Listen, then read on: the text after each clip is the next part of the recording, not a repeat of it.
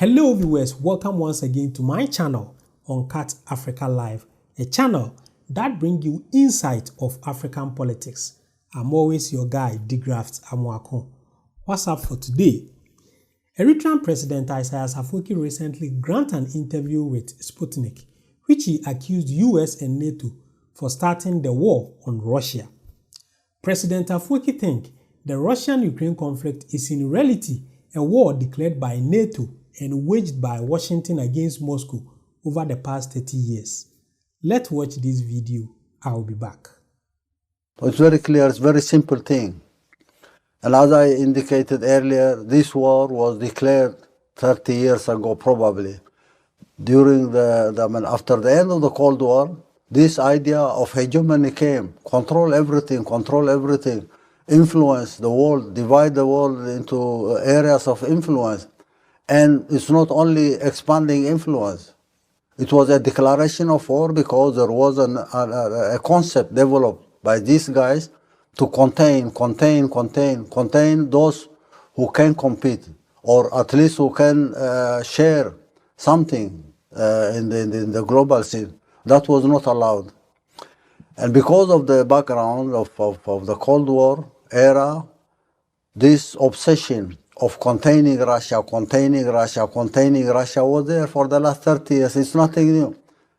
If you are containing one nation not to grow, not to compete, not to be able to make its contributions, then you are declaring war. I wouldn't be sitting here waiting for someone to contain me with sanctions, with obstructions, with the confusion, all sorts of things. This is a declaration of war. And we had our position very clear, not yesterday or the day before, but we said this is not the kind of world order that the peoples of all continents need.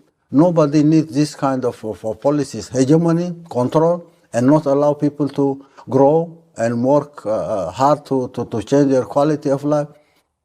This idea of war in Ukraine or war between the Russian Federation and Ukraine is not true at all. This is war declared by NATO and Washington against the Russian Federation for the last 30 years. This has been going on and on and on for the last 30 years.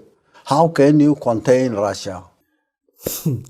Actually, those who don't know President Afwerki should understand that he's one of the brave African leaders.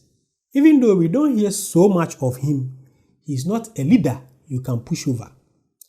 In the recent UN meeting held on Russian-Ukraine war, Eritrea voted no to the resolution that condemned the Russian invasion of Ukraine. The vote was surprising for many, including those who claim they are experts on Eritrea.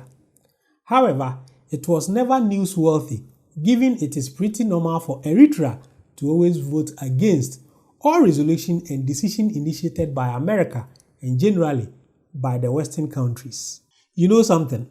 President Afwerki doesn't want to put himself under the influence of any power, be it Russia, America, or China.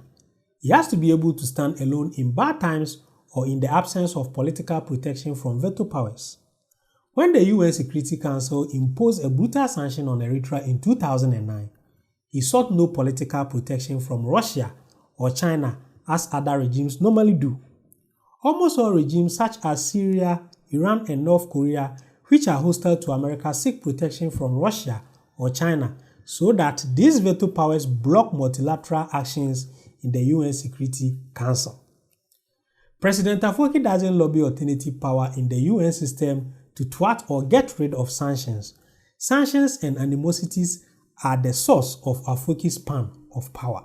Afwerki's regime is immune to sanctions, so they can't pose any significant impact.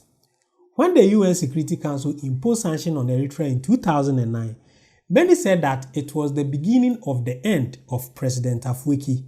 They expected the regime would immediately face crisis and eventually fall. But up until now, his regime has rather grown stronger.